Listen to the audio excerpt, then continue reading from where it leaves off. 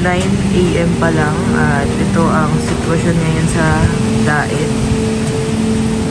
Sobrang lakas po ng hangin at saka maulan. So brown out po ngayon dito sa amin. Naka-emergency light lang. Rosie oh. Kanina pa brown out? Kung siguro, mga 9. Mga 9 lang. 9:30 lang. Hindi tayo magkakaroon ngayon. Kasi walang gagawa. Sobrang Sobrang lakas. Duluto daw si Ayabet ngayon ng Tinola. Wala walang naman. kamatayang tinola. Wala kasi mabili daw sa palengke. Dalawa sila ni Kuya mo nagpunta doon. Nakasasakyan si Kuya. Oo, kasi wala masasakyan. Si Mama, tsaka si Kuya. Oo, dalawa sila. Wow! Dito mataayos ngayon, no? Di maaayos. Walang aayos yun ngayon, ang kuryente dito. Ang lakas ng hangin. Tatlong beses na yan, patay sindi. Kaya binunod ko na yung rep. Nagpatay, tapos nagsindi. Nagpatay, nagsindi. Ang pangatlo, binunod ko na yung rep. Malakas kuryente yan eh, yung patay sindi. So, tingnan niyo po mga kalingap. Merong kahoy dito. Pati dito sa kabila, pinalagyan. Gano'n. Dahil nga po puro glass ditong yung mga salamin, yung mga pintuan at saka bintana. So baka magbasag-basag. Naglagay po ng gosh, grabe ang hangin. Baksakan na po yung mga naglagay ng kahoy. So namalengke si Mama Gemma tsaka si Kalingap Dan guys. Kakauwi-uwi lang nila. Sabi ni Mama, ano yung mga nadaanan niyo? Nadaanan namin puro Petron sarado, tapos ang daming bumagsak na puno. Tsaka ibang karatula, nagtanggalan dyan dito sa may tapat. Sobrang lakas ng Lakas talaga ng hangin, hindi na nga makita ni Daniel yung daan eh. Wala pa naman may baha. Wala pang may baha. Kasi malakas pa naman hangin pero ambon pa lang. Ambon pa lang, oo. Pero kanina biglang lakas talaga, sa lubong ang lakas ng ulan, tsaka hangin.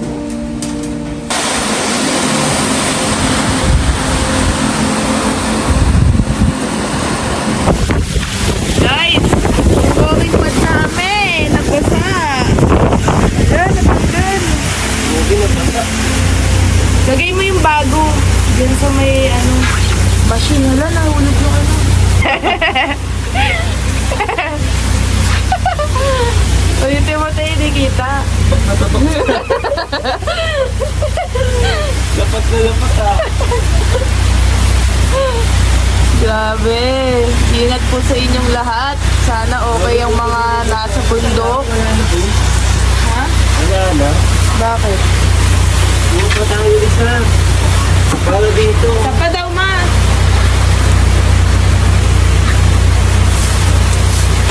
Dapat kasi pinasok mo, Bo. Anong pinasok? Yung walking pad mismo sa plastic para hindi pa rin.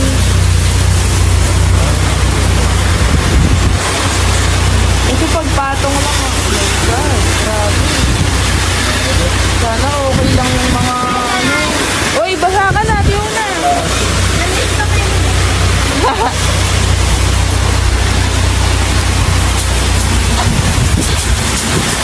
Grabe ang hangin.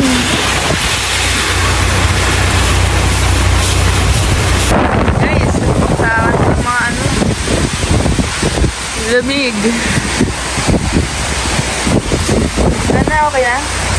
Guys, update. Wala pa rin kami kuryente. At Ano oras na? grabe, 11 plus. Grabe po, ang lakas ng hangin.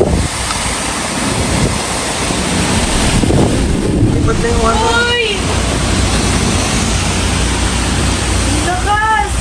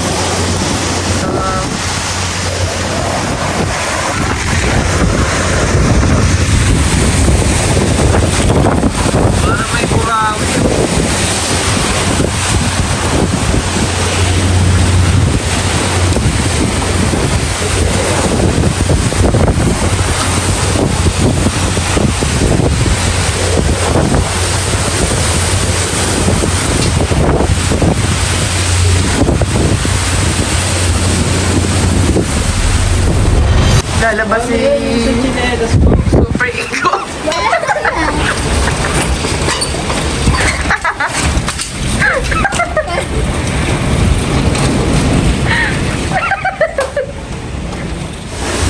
Uy, pasok mo. Basahan na nga, ipapasok mo, hindi Basahan na nga, Baliw. Huwag ka tumawag.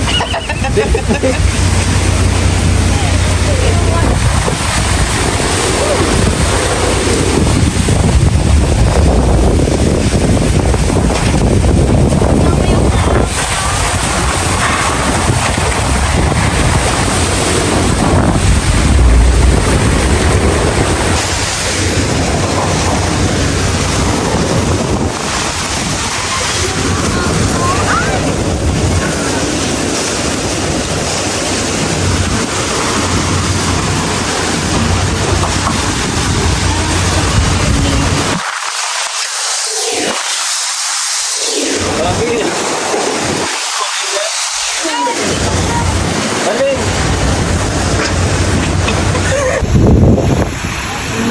Mana yung terrace na.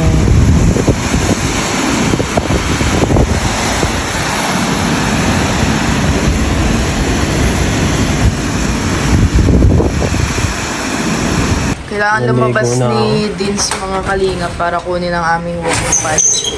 Para mas safe pa. Baha na oh.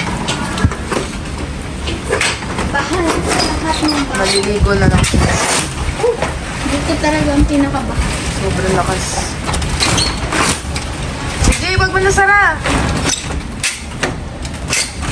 Sobrang lakas ng hangin.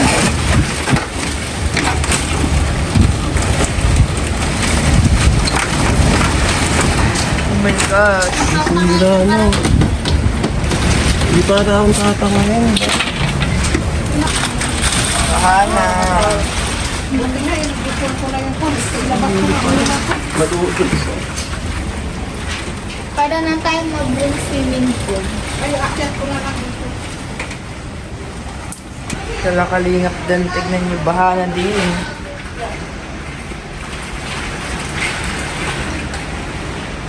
Grabe. Sige, tutulog.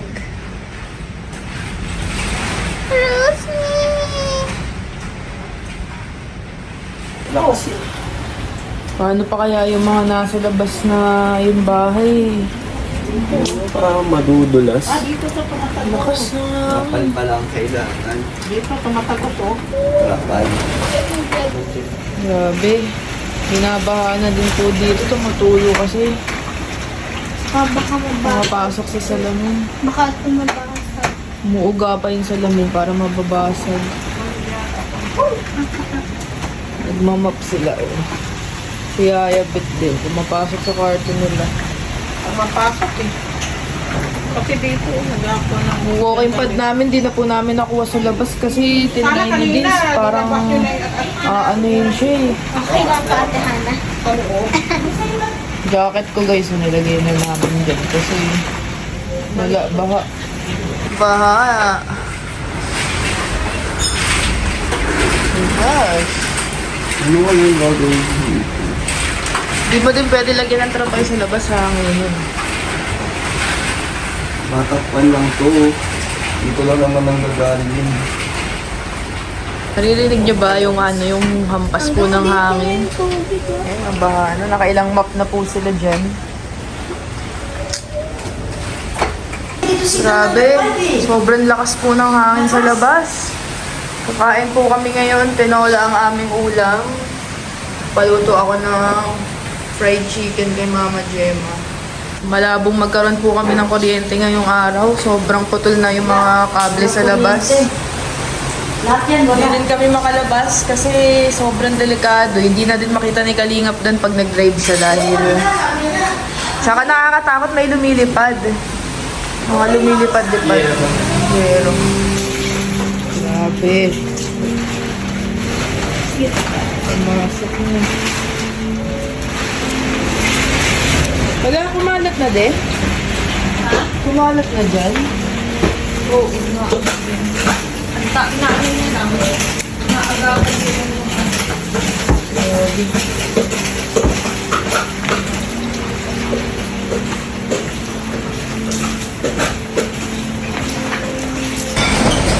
Grabe yung hangin.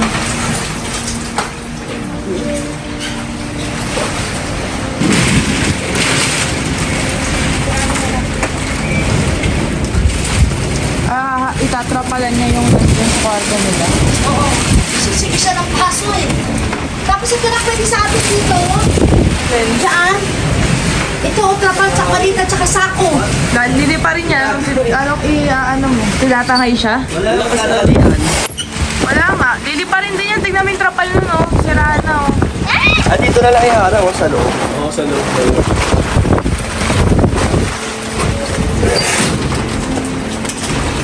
Naloob pa rin siya. Siraan na. Hindi, talaga siya.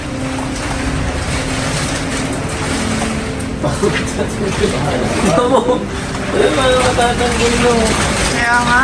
Ang impact nung Yung hangin buong kasi. ano? Baha na sa loob. Yung sobrang baho. Buong na ako na sinunod. Ang matatanggol. Baliktad, baliktad. Wala mo gaano. Parang ligayay na. Oo.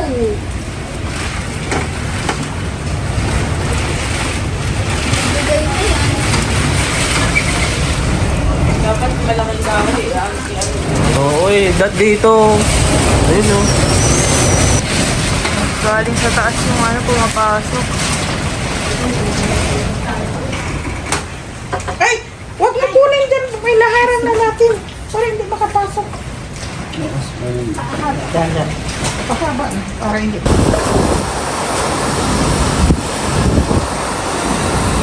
Magsi 6 PM na guys. Gumawa na ako ng dinner namin habang medyo maliwanag pa kasi wala pa ding kuryente. Sila oh. Brown out. Emergency light lang ang meron. Si Yaya bet nandiyan kay Rosie. Binaba mo na. Kasi bumabaha na rin sa taas. Pagpagod na sige. Tulog si Rosie.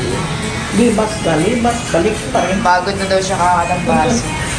O, di limas. Tapos, kaya na naman. Pag kuwan pa lang niyo mo, pagtiga. Kaya na naman. Ano ba Kaya yan? ako walang tigil. So mga kalingap, naka-flash ako. Wala pa rin kami kuryente at gamit ko tong maliit na ilaw. Sila Mama Gemma, oh. Naka-emergency light lang. Mukha lang malinaw kasi naka-flash ako eh. Kain tayo. Taayo. Tayo. Yan ang ulam nila, noodles. Noodles, hotdog, pritong manok, Tinola.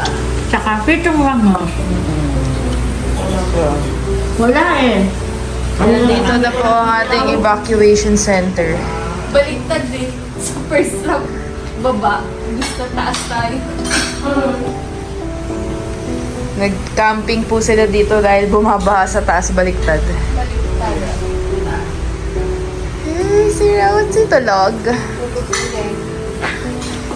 Doon ang foam ni Yaya Bet. Taray ni Yaya Bet, pang ano, queen size ba yan? Sinong katabi mo, girl?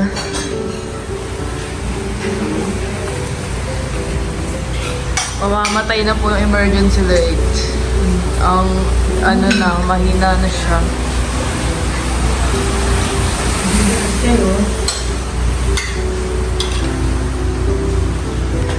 Dito naman sa taas, guys.